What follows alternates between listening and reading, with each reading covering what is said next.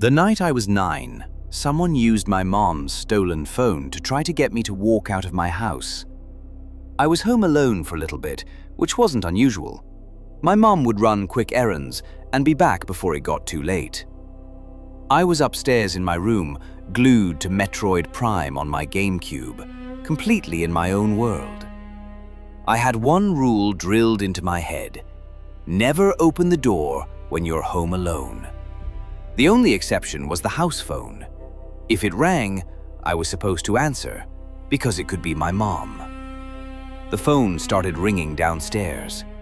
I sprinted down and grabbed it after a few rings. Caller ID showed my mom's cell number. A woman's voice said, "Sweetie, can you come outside and help me with the bags?" I froze. I said, "Mom?" She answered, "Yes, sweetie." Something about it didn't match. You know your mom's voice even when you're a kid, and this voice felt like someone trying too hard.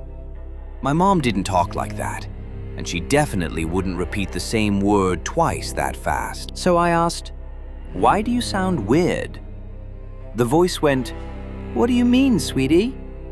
I hung up. The phone rang again, same number. I didn't answer. My heart was pounding so hard I felt it in my throat. I sat in the kitchen, staring at the phone like it might jump off the counter. It rang a third time, but after a short pause. This time, the caller ID was a different number. Against my better judgment, I picked up. A man said, "Hey, James. I know this is strange, but it's your dad. I'm outside." My dad wasn't in my life. That name coming from a stranger's mouth made my stomach drop. All I could get out was, "What?" He said, "I'm outside. I need you to come out. I've got a lot to explain." I hung up immediately. Then the phone started ringing over and over.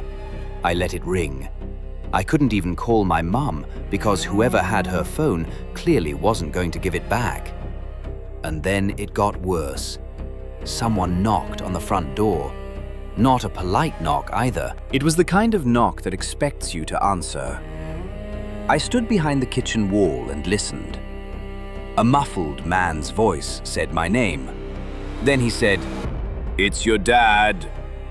The doorbell rang. Then I heard the handle jiggle, like he was testing it, like he was hoping it was unlocked. My mum would never knock. She had keys.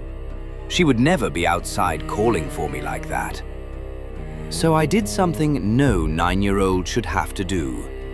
I picked up the phone and called 911. The operator asked me what was happening, told me to get somewhere I could lock myself in, and to stay quiet until police arrived. Our downstairs bathroom had a lock, so I ran in there and shut the door.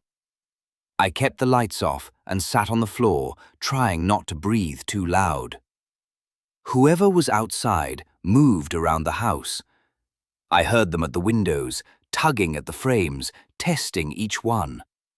I could hear the strain, the little stops and starts, like they were working their way along the first floor. Door, window, next window, like they were checking everything. If even one thing had been unlocked, I don't want to know what would have happened. After a while, the sounds stopped. The operator stayed on the line with me and told me when officers were at the front door. Only then did I come out and open it, and only then did I finally hang up.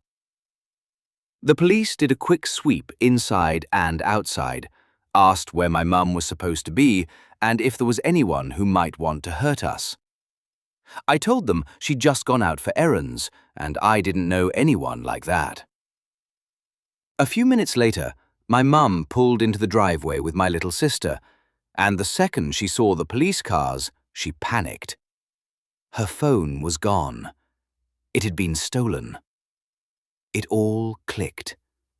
Whoever took it had her contacts, our home number, probably our address, and my name. I still don't know exactly how they got my name, but it had to be somewhere in her phone. Back then, it was an old flip phone, but it still had enough on it. Her wallpaper was a photo of me, my little sister, and her. And I've always wondered if that picture was what made us a target. A single mum, 2 kids, a house, a phone full of clues, and 2 voices trying to lure a child outside. They never caught who did it.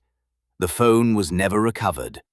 It was like it vanished after they realized they weren't getting in.